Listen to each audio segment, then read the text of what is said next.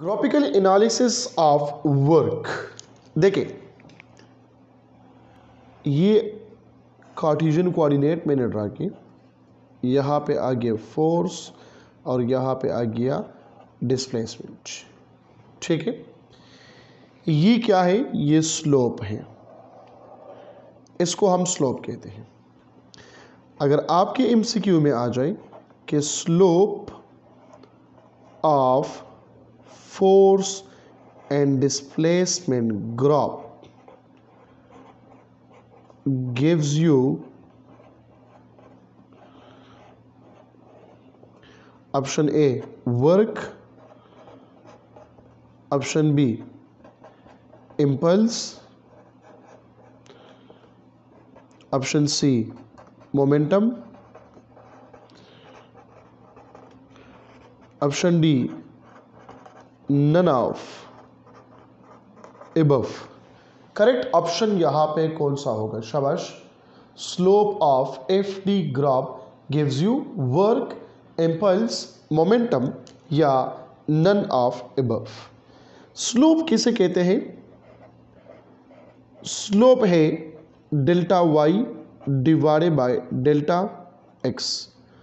तो delta Y पे क्या है? ये डेल्टा एफ आ गया और यहां पे आ गया डेल्टा डी।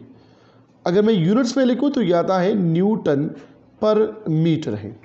ठीक है, which is not the unit of work, so option A गलत हो गया। Not the unit of impulse, option B भी गलत हो गया। Not the unit of momentum, ये भी गलत हो गया। अब करेक्ट ऑप्शन कौन सा है? वो नन ऑफ अबव है। तो अब जब नन ऑफ अबव है तो सीखना तो चाहिए कि यहाँ पे ये किस चीज़ का स्लोप है। फोर्स एंड टाइम या force and displacement graph. Point to be remember, वो क्या है? वो है स्प्रिंग कांस्टेंट। क्या है? स्प्रिंग कांस्टेंट है। ये स्लोप हमें क्या देता है? स्प्रिंग कांस्टेंट देता है। कैसे? आपने याद क्या है कि k is equal to F divided by X. तो f का यूनिट क्या है? न्यूटन, और x का यूनिट क्या है? मीटर। न्यूटन पर metre give what? Spring constant. Hooke's law में आप लोगों ने पढ़ा है F is directly proportional to x, और फिर आपने कांस्टेंट ऑफ प्रोपोर्शनलिटी पुट किया था। वो क्या था? वो था स्प्रिंग कांस्टेंट k था। क्लियर होगी बात? ये आ गया क्या? Slope of force and displacement graph. लेकिन अगर हम बात करें किस चीज की? एरिया की बात करें कि area of force and displacement graph gives option A work, option B impulse, option C distance, and option D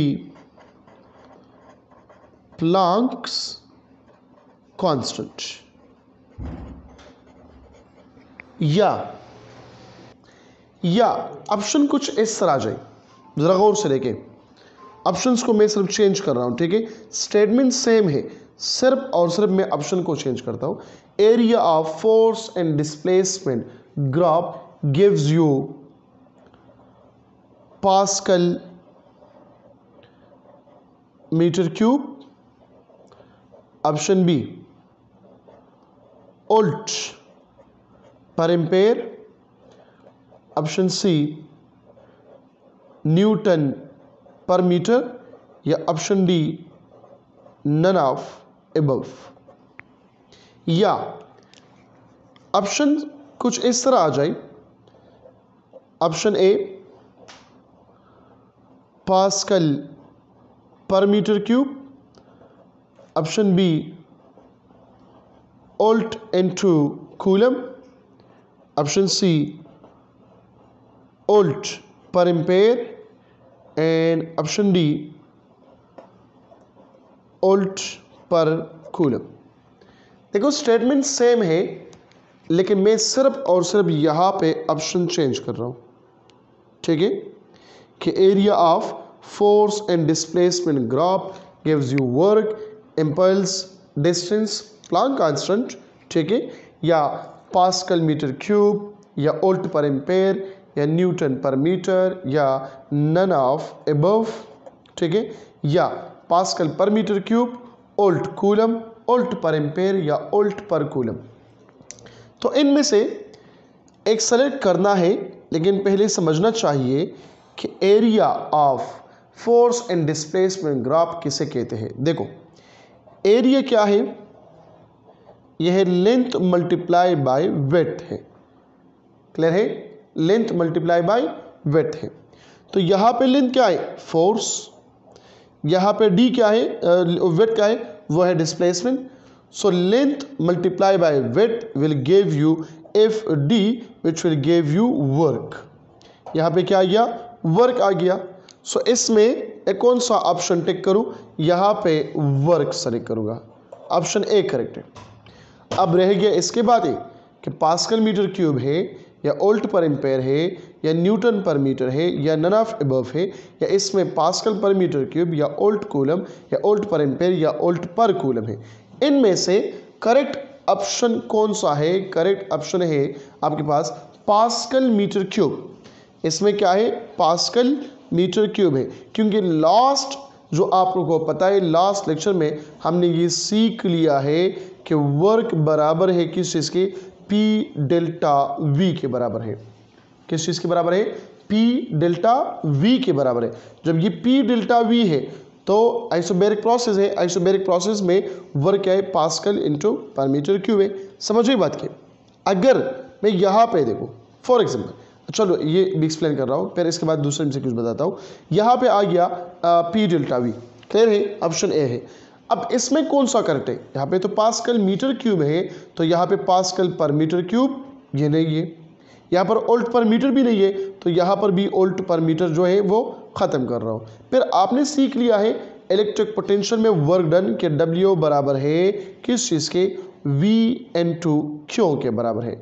अब V का यूनिट क्या है, वो है वोल्ट, और Q का यूनिट क्या है, वो है कूलम। सो इसमें कौन सा ऑप्शन करेक्ट है, ऑप्शन नंबर बी करेक्ट है। समझ आ रही बात की। और यहाँ पे ऑप्शन नंबर बी के क्या हो गया, ये गलत हो गया। तो ग्राफिकल एनालिसिस ऑफ वर्क में आपने सिर्फ दो चीज़ें जो है वो सीख लिया है कि slope of force and displacement graph it will give you spring constant, ठीक है, और यहाँ पे area of force and displacement graph gives you work, या पास्कल मीटर क्यूब, या वोल्ट इनटू कूलम। समझिए बात की, वोल्ट इनटू कूलम, ये बात याद रखना है। अब इसके बाद अगर एमसीक्यू कुछ इस तरह आ जाए इसी ग्राफिकल एनालिसिस पे कि स्लोप ऑफ डिस्प्लेसमेंट या force displacement graph, slope of force and displacement graph gives us, option A gives us the unit of dash dash dash work, energy, torque, all of above, या none of above. तो correct option कौन सा है, जब slope है तो slope हमें क्या देता है, स्लोप हमें सिर्फ देता है स्प्रिंग कांस्टेंट, ठीक है। तो वर्क नहीं है, जब वर्क नहीं है तो एनर्जी भी नहीं होगा, जब एनर्जी नहीं है तो टार्क भी नहीं होगा, और जब टार्क नहीं है तो ऑल ऑफ अबव भी नहीं होगा। तो करेक्ट ऑप्शन इसमें कौन सा है, वो है option number D, none of above है। क्लियर हो गई बात। ये यूनिट देता है सिर्फ और सिर्फ स्प्रिंग कांस्टेंट के, which is equal to newton पर मीटर देता है, ठीक है ना। अब यहाँ पर देखें न्यूटन पर मीटर देता है, या ऐसे यूनिट भी देंगे। ऑप्शन में चेंज करता हूँ, slope of force and displacement graph gives us the unit of, अब यूनिट को जब मैं ख़त्म करता हूँ सिर्फ यूनिट ऑफ, यूनिट किस चीज़ का देते हैं, देखो किलोग्राम मीटर पर सेकंड स्क्वायर, किलोग्राम पर सेकंड स्क्वायर, या ग्राम सेंटीमीटर पर सेकंड स्क्वायर, या स्लग फुट पर सेकंड स्क्वायर। तो अब इनमें से कौन सा करेक्ट ऑप्शन है, तो यहाँ पे करेक्ट ऑप्शन है वो है ऑप्शन नंबर डी करेक्ट है, किलोग्राम पर सेकंड स्क्वायर, क्योंकि मीटर मीटर के साथ ख़त्म होता है। कैसे ख़त्म होता है, देखो न्यूटन किस चीज़ के बराबर है, किलोग्राम मीटर पर सेकंड स्क्वायर के बराबर है, और एक मीटर यहाँ पे पहले से मौजूद है, सो मीटर मीटर ख़त्म, यहाँ पे आ गया किलोग्राम सेकंड स्क्वायर आ गया, ठीक है। या ऑप्शन कुछ इस तरह भी आ सकता है, गौर से देखें, यह आ गया for example 9 into centimetre, 9 divided by centimetre,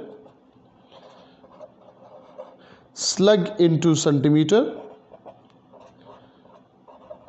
या स्लग पर सेंटीमीटर। तो इनमें से कौन सा करेक्ट है, देखो मैंने सिर्फ इसको सीजीएस में कन्वर्ट किया, न्यूटन पर मीटर। सो न्यूटन सीजीएस में क्या है, वो है डायन, और मीटर क्या है, वो है सेंटीमीटर। सो ऑप्शन नंबर क्या है, बी करेक्ट है। क्लियर हो गई बात। अब यहाँ पे ऑप्शन इस तरह भी आ सकता है, फॉर एग्जांपल यहाँ पे आ गया न्यूटन पर मीटर, यहाँ पे आ गया डाइन पर मीटर स्क्वायर, पाउंड पर मीटर, या बोथ ए एंड सी।